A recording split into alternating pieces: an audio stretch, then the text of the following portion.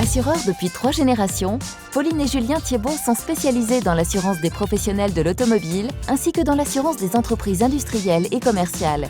Le cabinet Thiebaud Champenois accompagne également les particuliers. Pour plus d'informations, rendez-vous au sein de l'agence Abeille Assurance. Les 2 et 3 juin, venez découvrir le Festival international de chant a cappella, unique en France, Bar en Voix.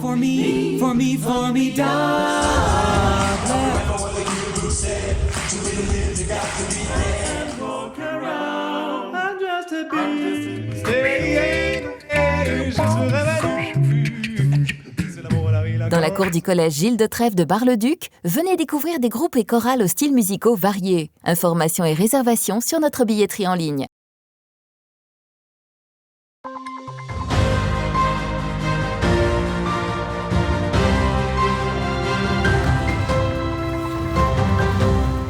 Bonsoir à toutes et à tous, jeudi 4 mai, voici les titres de cette édition du 15 Info. Sébastien Lecornu, ministre des Armées, était en visite à Chaumont ce matin au sein du 61e régiment d'artillerie.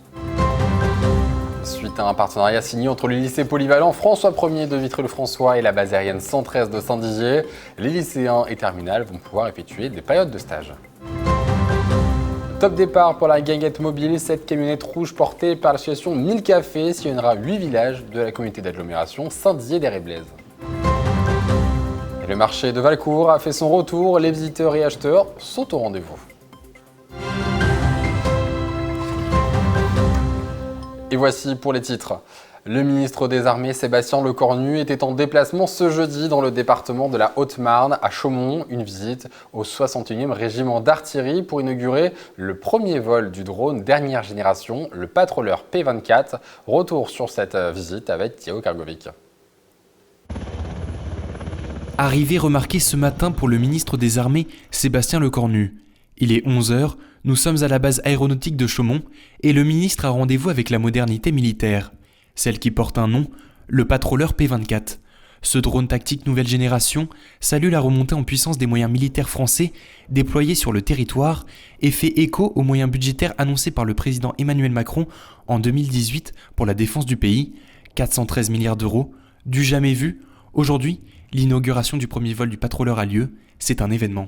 Alors c'est un événement pour la France parce que c'est la première fois qu'on développe vraiment des capacités souveraines franco-françaises, soit industrielles, notamment grâce à Safran, que je remercie pour l'investissement important qu'ils ont eu avec leurs équipes sur la réussite technique, technologique et industrielle évidemment du drone, de son système, et puis demain des évolutions incrémentales comme on dit qui seront dedans. C'est aussi un vrai succès pour nos armées, pour la prise en main, une armée d'emploi qui est déployée sur beaucoup de missions de par le monde, y compris parfois sur le territoire national. On parlait de Guyane il y a quelques instants. Et donc évidemment là il se joue quelque chose d'historique parce que c'est le pivot vers l'irréversibilité de ce programme. Voilà. Et en plus qui fait de ce régiment le régiment meneur, avant-gardiste sur la question des drones en France et avant-gardiste au sein de l'armée de terre. Des enjeux de combat déjà, parce que le combat sera de plus en plus en 3 dimensions. Les compétiteurs éventuels face à la France peuvent eux-mêmes être dotés de ces moyens ou de moyens de protection sol-air, qui donc appellent l'agilité évidemment et la qualité de ce matériel. Il y a des enjeux en matière de formation, parce que évidemment derrière, il faut avoir toute une génération de transformation. En fait, on ne le dit pas assez, mais la période qu'on va connaître est une vraie période de transformation pour l'armée de terre, sous le contrôle du chef d'état-major de l'armée de terre. Il y a une transformation de ressources humaines. Vous voyez, des sous-officiers et des officiers qui au final vont quand même petit à petit changer de métier, et ça dit quelque chose d'important. Et puis c'est aussi un rendez-vous que l'on prend avec d'autres pays alliés.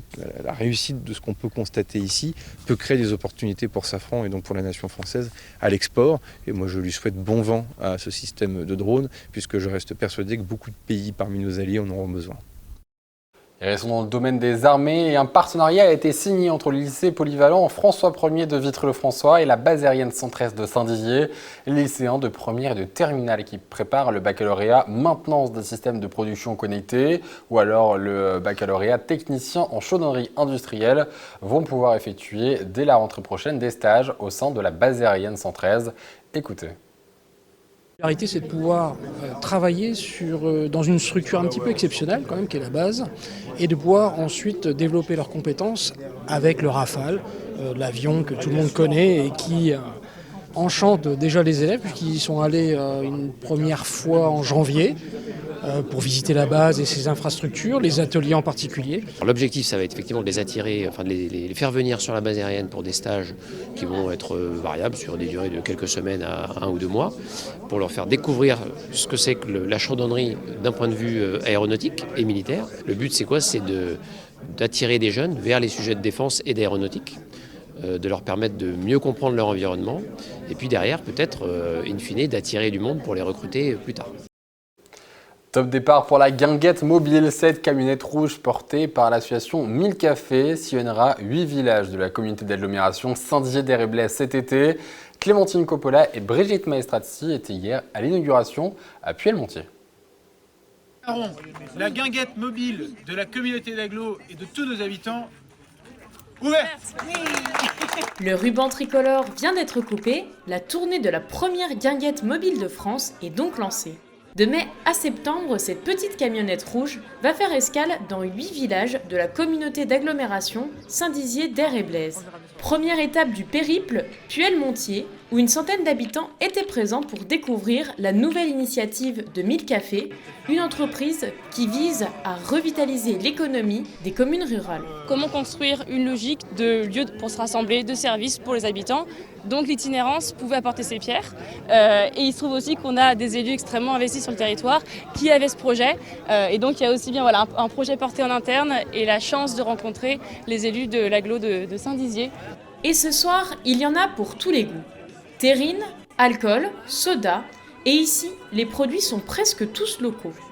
Oui, je vais vous prendre les rillettes et la deuxième. Les créateurs de la guinguette mobile ont aussi voulu ajouter une dimension culturelle à cette petite buvette de village. Le concept, c'est on vient se garer sur la place du village avec notre buvette mobile et on y greffe une animation. Alors ça va être varié, il y a des concerts, du théâtre, des spectacles. Là ce soir c'est le cinéma qui est en cours derrière nous avec des séances de cinéma. Et voilà, tout ça pour proposer des moments de convivialité éphémères dans les places de village où il n'y a plus de commerce, avant peut-être un jour d'en recréer un peu plus fixe. Les élus de la communauté d'agglomération étaient présents hier car ils font partie intégrante du projet. Cette année, la communauté finance les 3/4 de la guinguette, ce qui représente un budget total de 24 000 €. Le but c'est quoi? C'est de dire les cafés, c'est politique, c'est important, c'est pour se retrouver. Et c'est pas juste un accessoire. Ça a disparu dans trop de villages. Donc nous, on veut que la convivialité, elle revienne et que ces guinguettes-là permettent aux gens de se retrouver, finalement de boire un verre ensemble. On relève le pays en faisant ça, moi je le dis. Donc on a décidé de soutenir à fond. Et la communauté d'agglomération de Saint-Dizier-des-Réblais est derrière, elle est là vraiment pour que ça marche. Ce soir, la guinguette stationnera à Villiers-en-Lieu pour une soirée spéciale théâtre. Et vous pouvez retrouver le détail de la programmation de la guinguette mobile sur notre site internet puissancetelevision.fr, une guinguette qui sera présente jusqu'à juillet prochain. Et le marché estival de Valcourt fait son retour. Lancé l'année dernière, ce marché avait connu un grand succès auprès des habitants. Cette année, le marché a débuté début mai avec 18 exposants et aura lieu tous les mardis jusqu'à octobre prochain de 16h à 20h avec plus d'une vingtaine d'exposants sur place. Un reportage de Brigitte Maestrazzi et Thiago Kargovic. Après une première année satisfaisante, le marché estival de Valcourt fait son retour aux abords de la salle des fêtes. La date a été avancée comparée à l'année dernière, suite à la demande des commerçants. On a voulu que ce soit quelque chose de convivial. L'année dernière, on avait réussi notre pari. On avait démarré léger au mois d'août avec une quinzaine, voire même une douzaine de commerçants. On a fini à plus de 20. Et là, cette année, on commence avec 18 et je crois qu'il y a déjà 23 inscrits, 23-24 inscrits. Ils ne sont pas tous ça aujourd'hui, mais qui vont mieux au fur et à mesure. Sur ce marché, on retrouve des produits locaux, mais aussi venus d'ailleurs et quelques nouveautés. Donc je vends des olives qui viennent du Maroc, qui sont farcies. La smuretto, elle est faite à Marseille. Des olives tapenade aussi, qui est faite ici à Paris. On fait de la salade grecque aussi.